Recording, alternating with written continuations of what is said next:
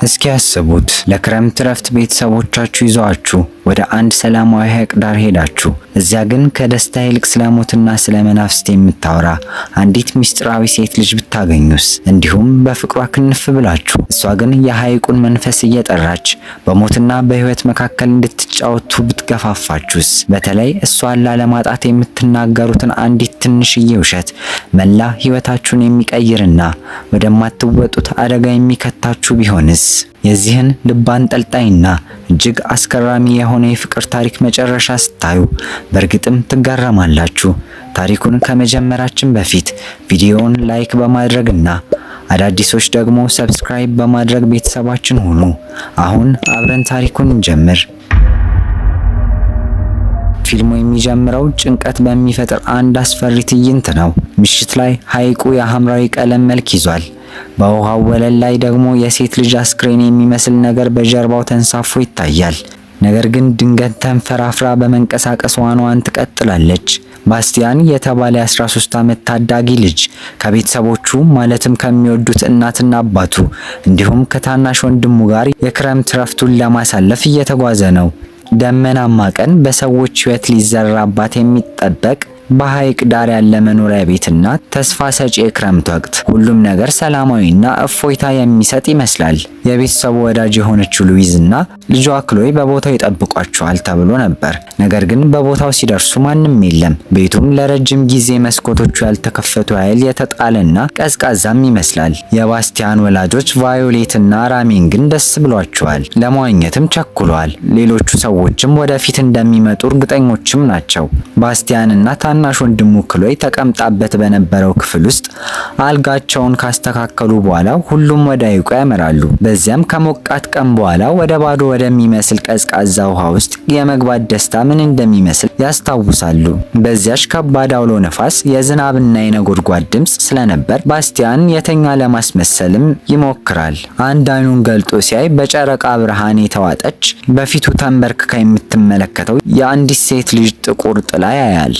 ምንም አልደነገጠም ወይም አልፈራም። እሷ ዞር ብላ እስክትሄድና እስክትተኛ ድረስ ዝም ብሎ ይመለከታል። በማግስቱ ጠዋት ያቺ ልጅ ማን እንደነበረች ግልጽ ሆነ።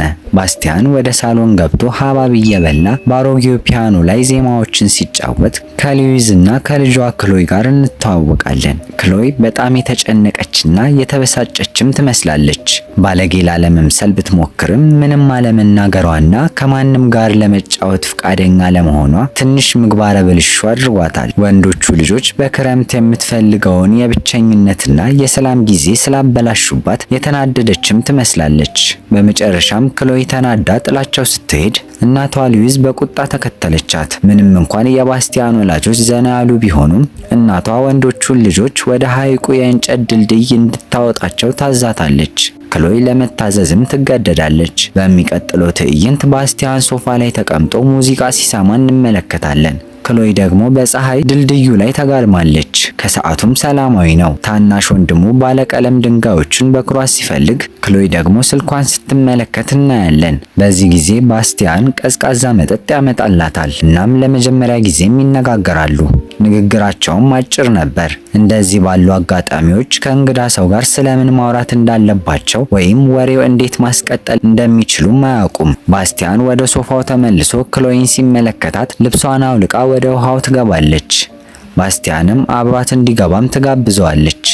እሱም ይጨነቃል።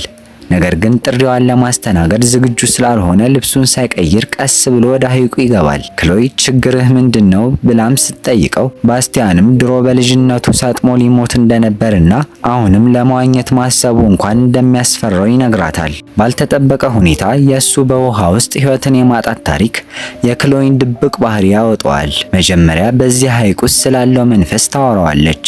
በመቀጠል ደግሞ ሰጥሞ መሞት ምን ያህል ደስ የሚል እንደሆነም ትነግረዋለች።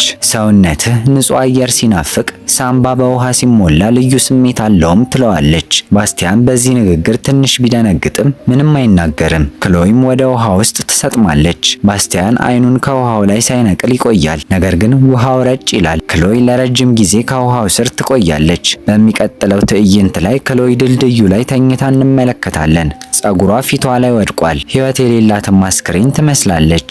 ልጆች መጥተው ስልኳን ይሰጧታል። ልክ እንደ አስክሬን ሆናም የጠየቀቻቸው እሷ ሳትሆን አትቀርም። በማግስቱ ጠዋት ሁለቱ ቤተሰቦች በጀልባ ላይ ናቸው። ባስቲያን የዚችን እንግዳ ልጅ ጸጉር በንፋስ ሲበታተን እያየ ስለ እሷ ያልተለመደ ባህሪና ስለ ሞት ያላትን ፍላጎት ያስባል። እሷ የሌላ የላቀና ድንቅ ዓላማ አካል ትመስለዋለች።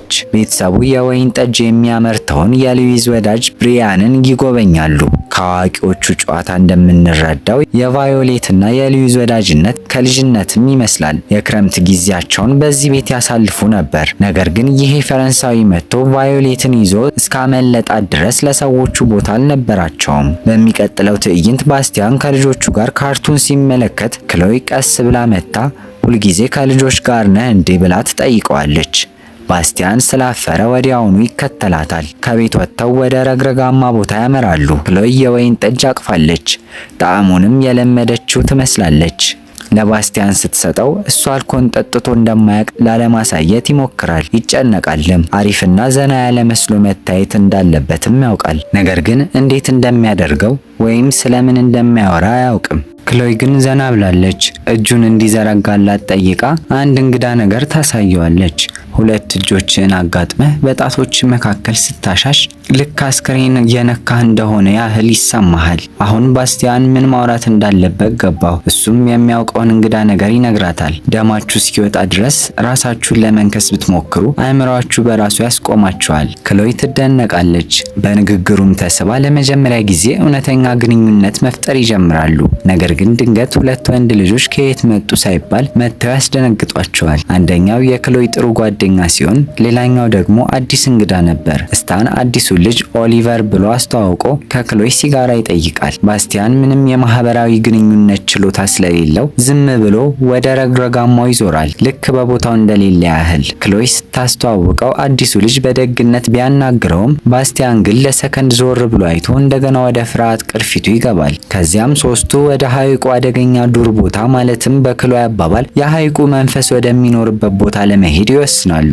ሲሄዱ ባስቲያን ከአካባቢው አይንቀሳቀስም። ከነሱ ጋር የምመጥን ሰው አይደለሁም ብሎም ያስባል። አሁን የተሻሉ ወንዶች ልጆች ስላሉ ክሎይ ቢከተላት ደስ የሚላት አይመስለውም ነበር። ስለዚህም ረግረጋማው አጠገብ ተንበርክኮ ይቀራል። ነገር ግን ድንገት የክሎይ የተረገመ ድምጽ ይሰማል። እሱ እንዲከተላት እንደምትፈልግ ሲያውቅ ደስ ብሎ በከፍተኛ ፍጥነት ይከተላቸዋል። በጫካ ውስጥም ባለው ሰፊ መንገድ ወደ አደገኛው ሐይቅ ያመራሉ። በዚያም ክሎይ ከኦሊቨር ጋር ረጅም ጨዋታ ስታደርግ ባስቲያን ህልውናውን እንዴት ማስታወስ እንዳለበት ሳያውቅ በዝምታ ይከተላቸዋል። ከወሬያቸው እንደምንረዳው ክሎይ የ16 ዓመት ልጅ ስትሆን ኦሊቨር ደግሞ የ19 ዓመት ወጣት ነው። አባቱ ብሪያን በቅርቡ እዚያ ቤት የገዛ ሲሆን የክሎይ እናት ደግሞ በእሱ ላይ ፍላጎት ያላት ትመስላለች። ቡድኑ ከሐይቁ ጋርም ይደርሳል። ስታን ለመዋኘትም ይወስናል። ባስቲያን ግን እግሩን እያየ ወደፊትና ወደ ኋላ ይመላለሳል። ክሎይ ደግሞ ለአዲሱ ጓደኛዋ እናቷ ሉዊዝ አዲስ የመጡ ሰዎችን ልብ የመማረክና ከዚያም ሲሰለቻት የመተው ልማድ እንዳላት ትነግረዋለች። የኦሊቨር አባትም ቀጣዩ ሰለባዋ ሊሆን ይችላል። በድንገትም ክሎይ ይህንን ስትናገር የጭንቀት ጩኸትና የውሃ መረበሽ ድምጽ ይሰማል። ስታን በፍርሃት ተውጦ ወደ ዳርቻው ይመጣል፣ ወይም ሰው እግሩን እንዲያዘው ይናገራል።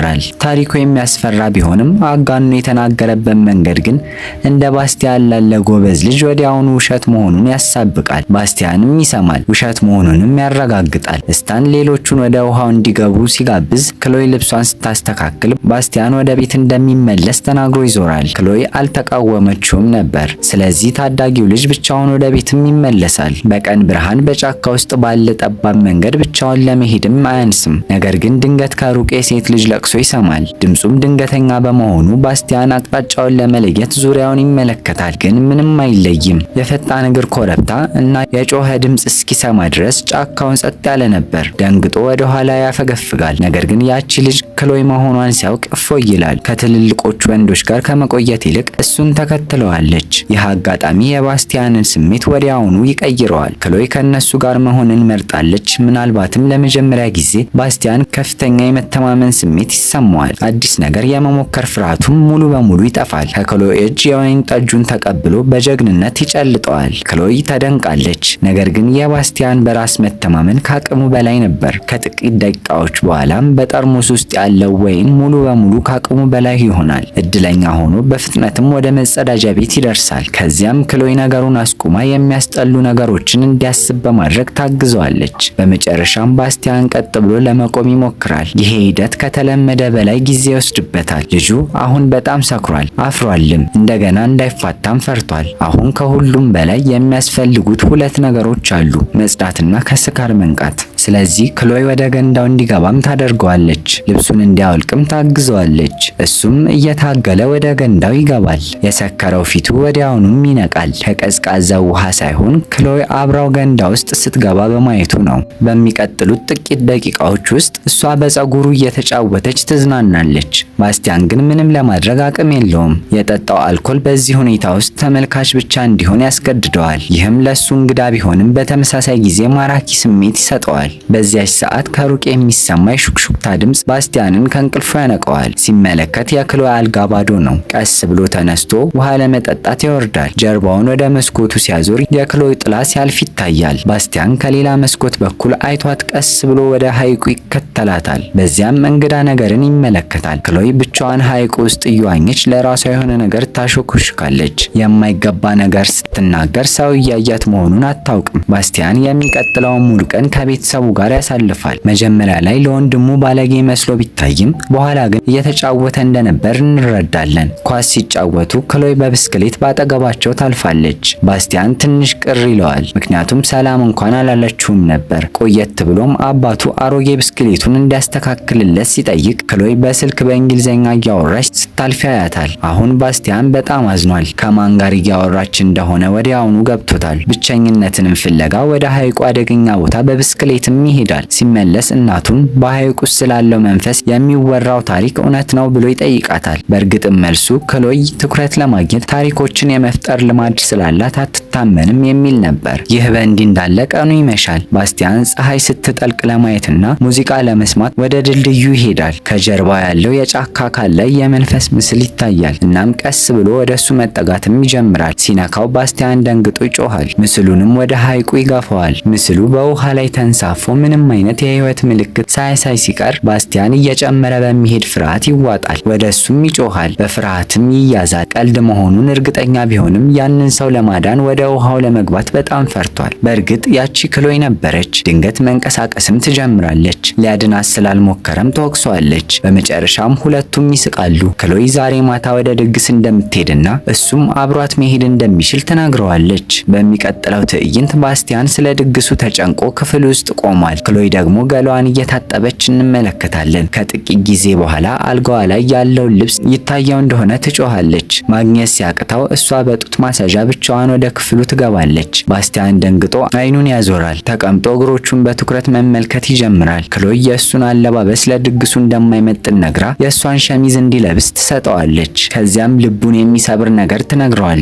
በድግሱ ላይ ያሉ ህፃናት ልጃገረዶች ወዲያውኑ ይወዱሃል ትለዋለች። ዞር እንዲል አድርጋ የድግስ ልብሷን ትቀይራለች። ባስቲያን ዝምተኛና ዘና ያለ መስሎ ለመታየት ቢሞክርም ፈገግታው ግን የመራራነት ስሜት አለበት። በሚቀጥለው ትዕይንት ደካማ ብርሃን ባለው መንገድ ላይ ብቻቸውን እየተጓዙ ስለ መናፍስት ያወራሉ። በመጨረሻም ድግሱ ወደሚካሄድበት ቤት ይደርሳሉ።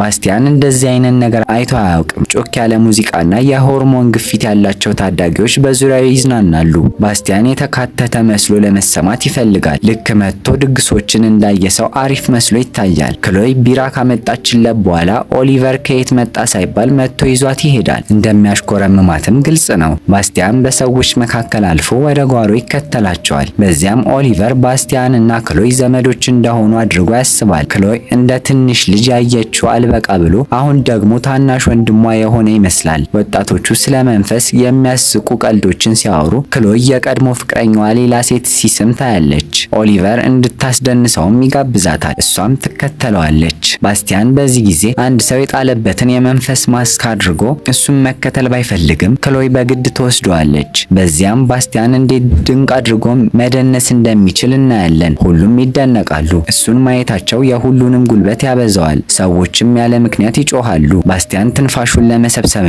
ቢራ ለመጎንጨት ከሰዎቹ መካከል ይወጣል። በዳንሰኞቹ መካከል ሲመለከት ክሎይና ኦሊቨር እየተቀራረቡ ሲሄዱ ያያል። የዚህን አስደናቂና አስፈሪ ታሪክ ሁለተኛና የመጨረሻ ክፍል ፓርት 2 እንዳያመልጡት አሁኑኑ ቪዲዮውን ላይክ በማድረግ የቀለምሲስ ሚዲያ ዩቲዩብ ቻናል ሰብስክራይብ ያድርጉ። የደውል ምልክቷንም ይጫኑ። በፓርት 1 ላይ ያላችሁን ግምትና አስተያየት ኮሜንት ላይ አስቀምጡልን። ፓርት 2ንም በቀጣይ ይዘንላችሁ የሚቀርብ ይሆናል። ቀለምሲስ ሚዲያን ስለተከታተላችሁ እናመሰግናለን። በፓርት 2 እስከምንገናኝ መልካም ጊዜ